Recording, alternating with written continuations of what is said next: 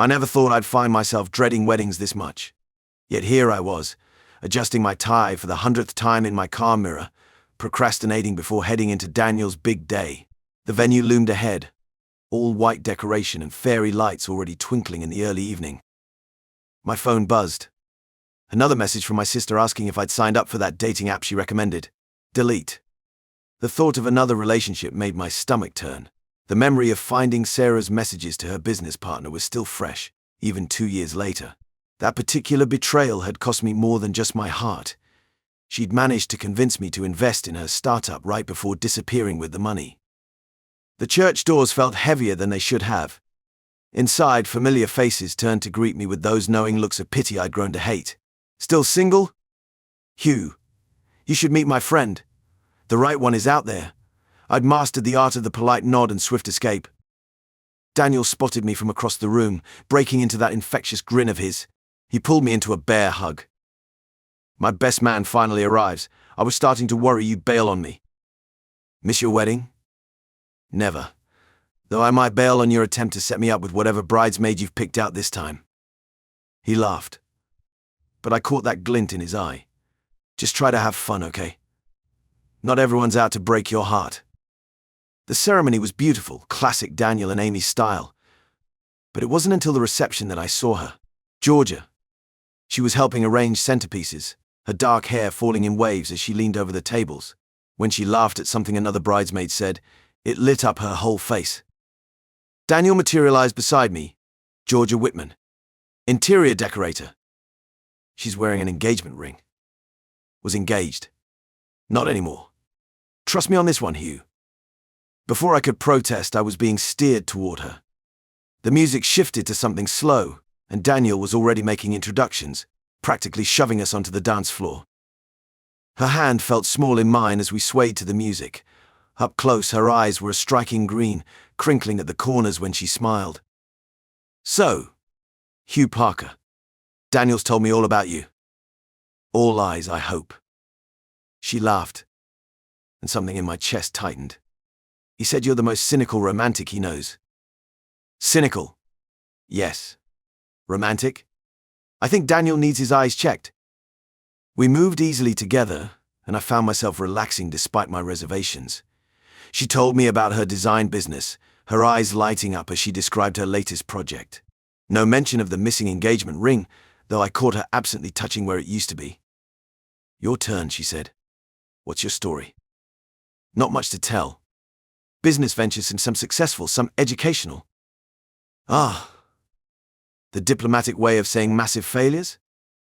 I prefer expensive life lessons. Our laughter mingled, and for a moment I forgot about Sarah, about all the reasons I'd sworn off relationships. Georgia felt different. Real. But then I noticed the slight tan line on her ring finger, and reality crashed back in. She was fresh out of an engagement, probably not looking for anything serious. And I wasn't looking at all, or at least that's what I kept telling myself. The song ended, but neither of us moved away immediately. She scribbled her number on a napkin, pressed it into my palm. In case you ever want to talk more about those educational ventures, she said with a wink. I watched her walk away, the napkin burning a hole in my pocket. Daniel was right, not everyone was out to break my heart. But I'd learned the hard way that the ones who did never came with warning labels.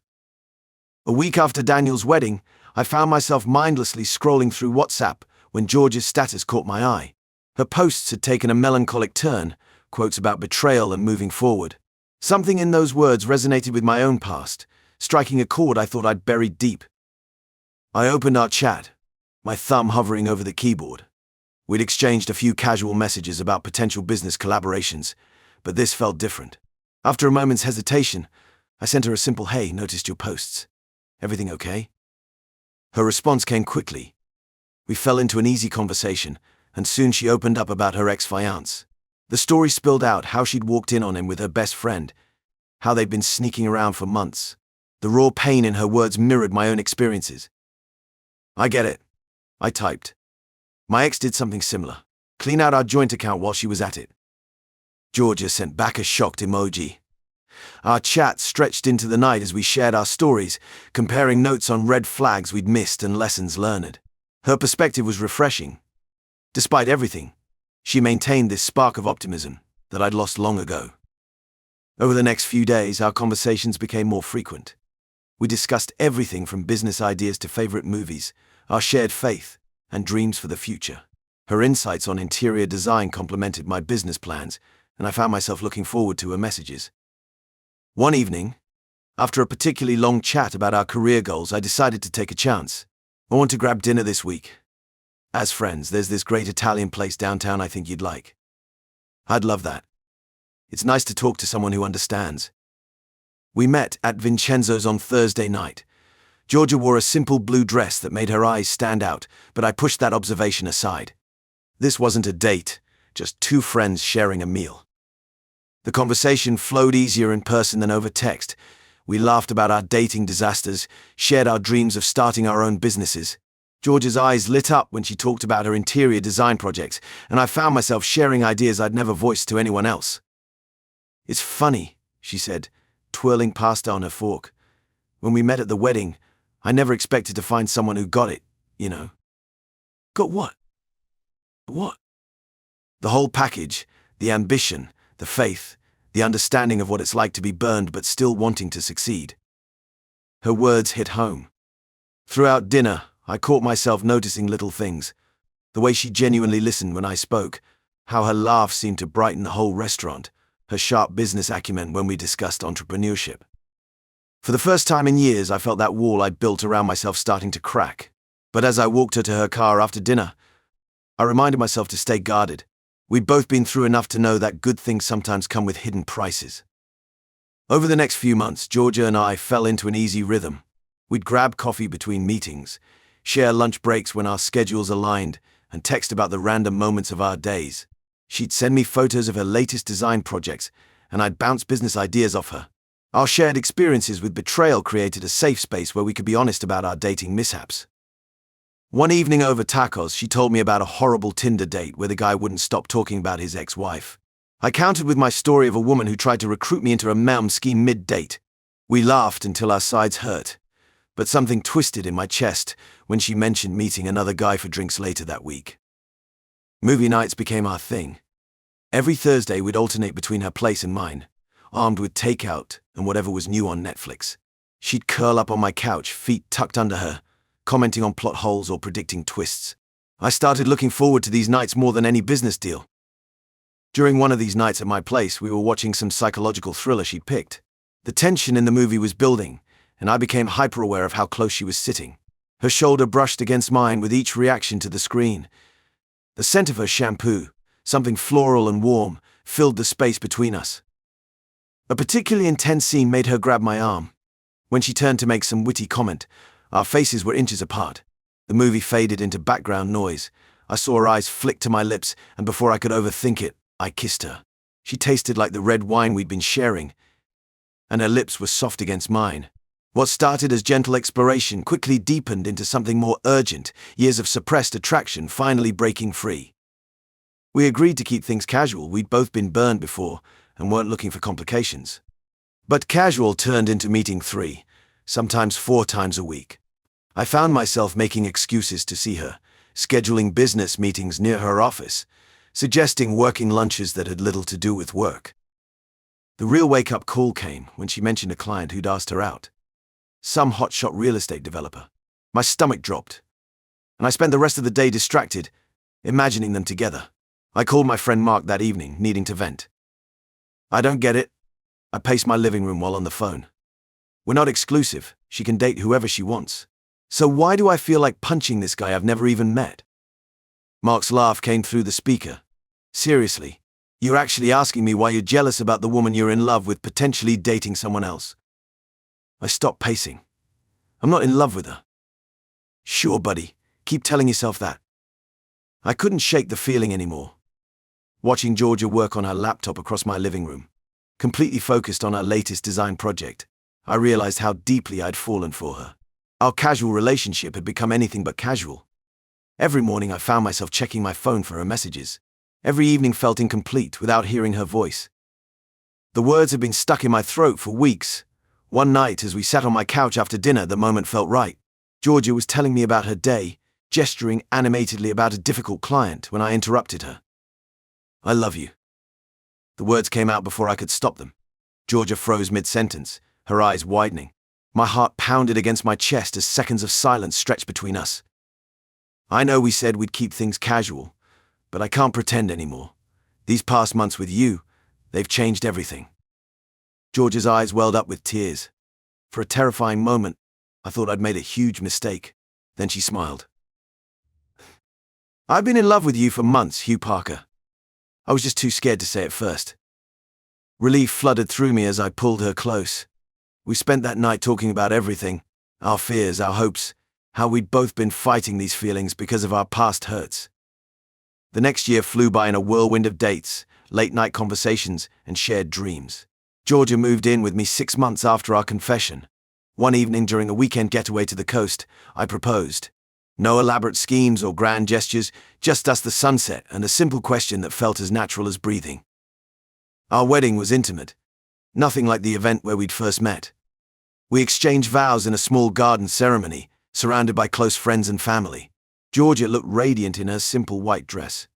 And when she said "I do," I knew I'd never doubt love again. We decided against having kids right away, focusing instead on building our dreams together. Georgia's interior design business was taking off, and I had several business ideas I wanted to explore. We started small, testing different ventures. Some failed spectacularly, like our attempt at an eco-friendly furniture line. Others showed promise but needed more work. Then came the breakthrough. We combined Georgia's eye for design with my business acumen and launched a virtual interior design platform. The timing was perfect. People wanted professional design services without the traditional overhead costs.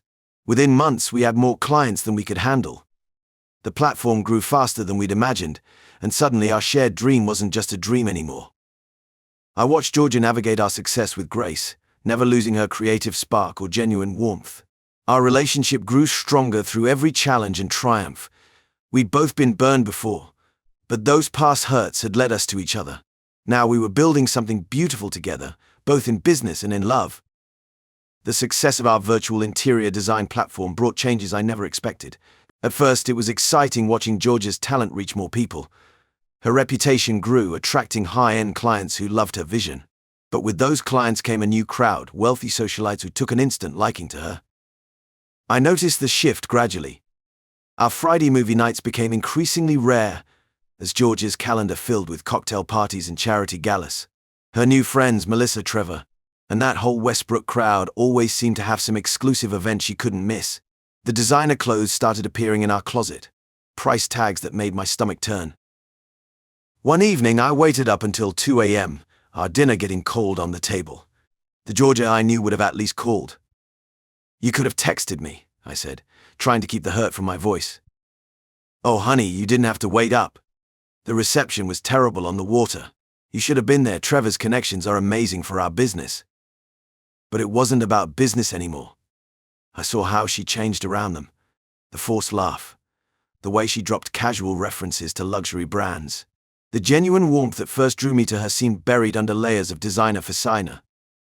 I tried talking to her one Sunday morning over breakfast, after another weekend where we barely saw each other.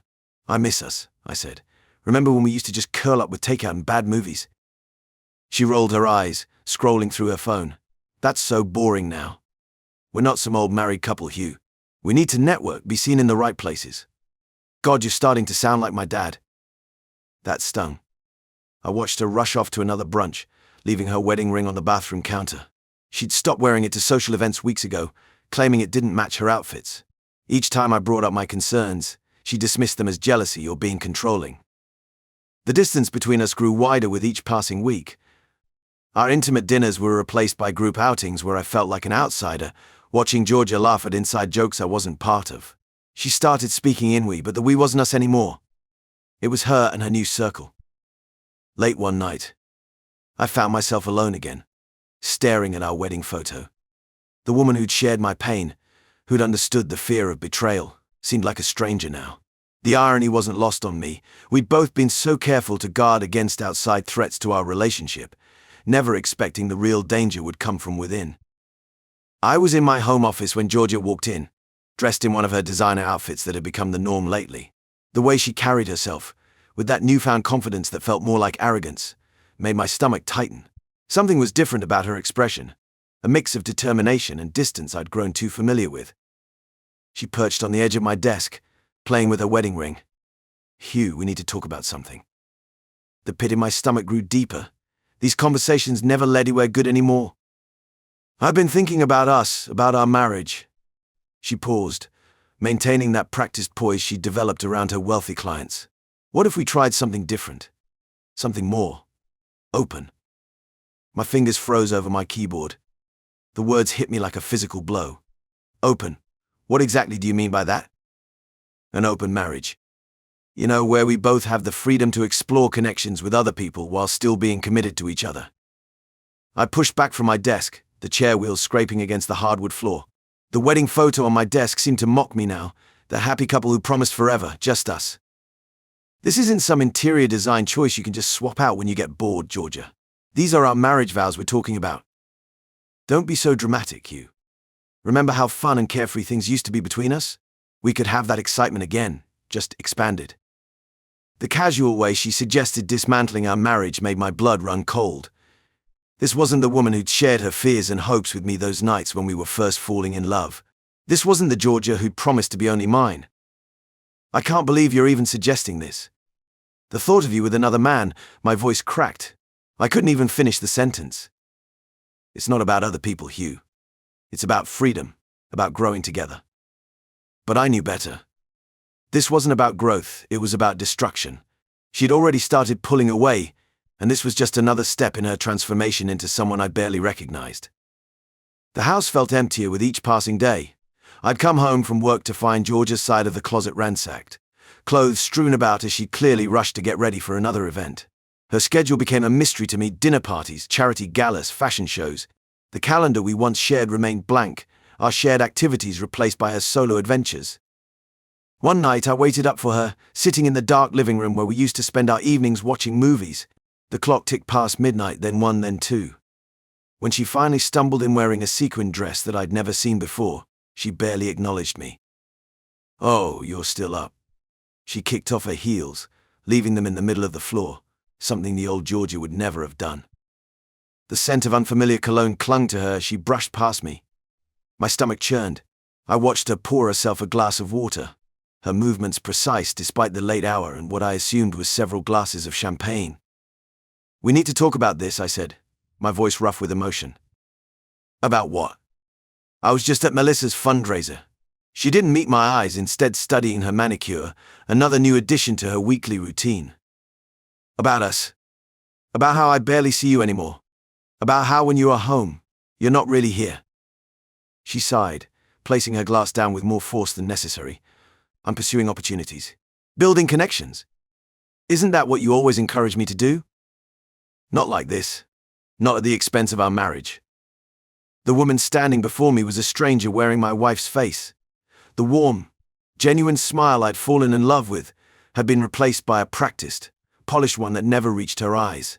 Even the way she carried herself was different, all sharp angles and calculated movements where there used to be natural grace. I reached for her hand, but she pulled away, checking her phone instead. In that moment, the distance between us felt infinite. The woman who once shared my dreams, who understood my fears, who held me through my darkest moments, had vanished into the glittering world she now inhabited. I guess it all started at that networking event. It was one of those fancy cocktail things where everyone pretended to be deeply interested in each other's bullshit, but really they were angling for a way to inflate their client list or find someone to invest in the next big idea.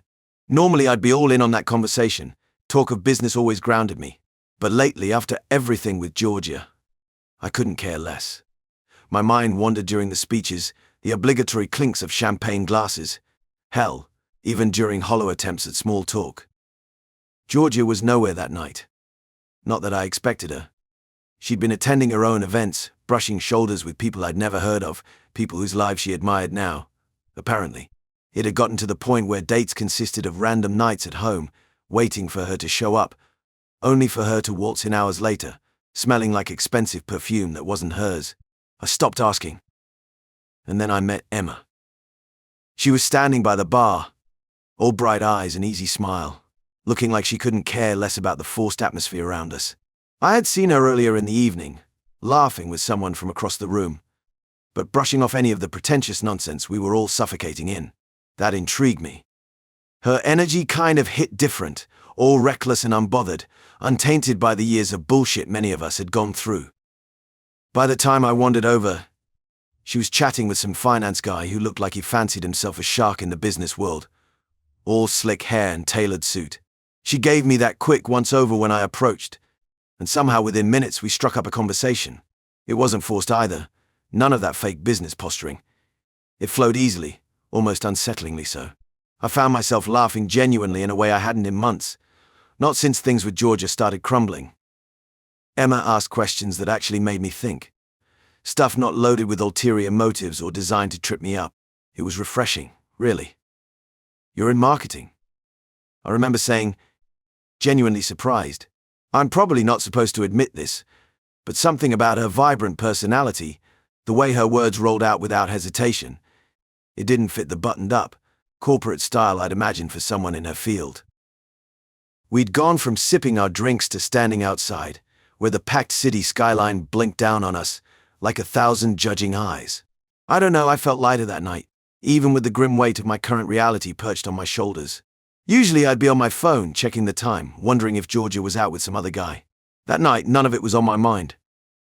Later, as people trickled out, Emma and I were still there, still talking. I glanced at the time, realizing it had been hours, and I wasn't flushed with a sick sense of regret. If anything, I wanted more. So, we exchanged numbers, and I'll admit it felt different than when Georgia had passed me hers back at Daniel's wedding. Years ago. This time there wasn't that hesitation, no guarded walls to protect my heart. I was lonely and I wasn't even bothering to hide it anymore. Days went by and my conversations with Emma, well, they became frequent. Quick texts in between meetings, late night calls that stretched until I couldn't remember who fell asleep first. I looked forward to hearing from her, something that had become foreign in my marriage. With Georgia, texts were transactional now, some reminder about a bill or a question about scheduling. We weren't us anymore. But Emma, she made me smile when I woke up in the morning, and that shocked me more than anything else. It all happened quicker than I expected, or maybe it was just quicker than I could admit. The first time we hung out beyond that networking event, we met for coffee. Harmless enough. We didn't even talk much about work, which was a relief. Instead, she wanted to know about the things I was passionate about. She didn't judge me when I said I'd been neglecting those things for a while. There was something non-judgmental about her, an ease in the way she got me open up. The coffee date ran longer than planned, and before I knew it, she leaned in, brushing her lips against mine after we left the cafe, and I didn't stop it. I didn't even want to stop it. So yeah, we hooked up. It wasn't as complicated in my mind as it should have been, honestly. Emma gave me an escape, somewhere far away from this failing marriage, far from Georgia's dismissiveness, far from feeling like an afterthought. I found myself chasing those moments with Emma way more than I probably had any business doing. At first, part of me battled with guilt. I mean, our marriage vows, they had meant something to me. They did back when we stood there, hand in hand. But now, it wasn't like Georgia was reciprocating any of that kind of dedication. Her whole open marriage suggestion had ripped the last bit of intimacy we had. Maybe this with Emma started as me running from that hollow reality I found myself in. All I knew was she made the loneliness fade, even if it was just temporary. She wasn't like Georgia in any obvious way, either. She was younger, more energetic, enthusiastic about the future, where Georgia had grown cold, drawn into this rich, hollow lifestyle she'd built for herself, which now felt like it didn't even have room for me anymore. With Emma, things were uncomplicated. We shared laughs, quick grabs for food, moments tangled in each other's homes, with no pressure of what came after. But I could feel myself spiral towards something more. What was supposed to be, I don't know, a reprieve from all the shit going on between Georgia and me, had turned into more than just casual fun. I found comfort in Emma that felt entirely foreign from what Georgia and I had become. It was Emma who started making me wonder if there could be more after this, more than just stolen moments to feel less alone. I started picturing things, us not just sneaking around, but really being together. The call came while I was having lunch with Emma at our favorite bistro. Georgia's name flashing across my phone screen no longer sparked the mixture of hope and dread it used to. I excused myself, stepping outside into the crisp autumn air. Hugh, please, I need to talk to you. Georgia's voice cracked, heavy with tears. I leaned against the brick wall, feeling the rough texture through my jacket. What is it? Can we meet? I've made such horrible mistakes. Those people I thought were my friends, they weren't friends at all. Her words tumbled out between sobs. They pushed me into things, into situations I never wanted to be in. I cheated, Hugh. They made it seem so normal, so casual. My jaw clenched. The admission should have cut deeper, but I'd suspected as much for months. The late nights, the secretive texts, the way she'd pull away when I reached for her. I'm not surprised, Georgia.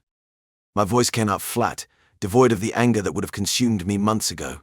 But I'm done being your safety net. Please, I'll do anything. We can fix this. I'll cut them all off, go to counseling, whatever you want. Her desperation clawed through the phone, but it couldn't reach the part of me that once would have rushed to comfort her. I watched Emma through the bistro window, her hand resting unconsciously on her stomach as she scrolled through her phone. There's something you need to know. What? Whatever it is, we can work through it together. I've been seeing someone. The words fell like stones between us. Emma's pregnant. The silence stretched so long I thought she'd hung up. Then came a sharp intake of breath. You? What? I'm filing for divorce, Georgia. I've already talked to a lawyer. But our marriage, everything we built, her voice had gone small, childlike. You're having a baby with someone else. Yes. I straightened up, watching Emma notice me through the window and smile. You destroyed what we had long before I met Emma. Your friends didn't make you do anything. You chose them over us every single time. Hugh, please don't do this. I love you. I made mistakes, but I love you. The thing is, Georgia, I don't love you anymore. You killed that part of me piece by piece. I felt nothing but a dull ache when my heart used to race at the sound of her voice. I hope you find what you're looking for, but it won't be with me. Her sobs echoed through the phone, but they sounded distant, like they were coming from another life. I ended the call and stood there for a moment, letting the finality of it wash over me. When I walked back into the bistro, Emma's warm smile chased away the last shadows of my old life, replacing them with the promise of something new. Hey everyone, if you enjoyed the story, remember to like, subscribe, and comment on the video for more stories like this. Don't forget to turn on notifications so you never miss an update. If you have any similar stories to share, leave them in the comments and we'll make sure to bring them to life. Thanks for watching.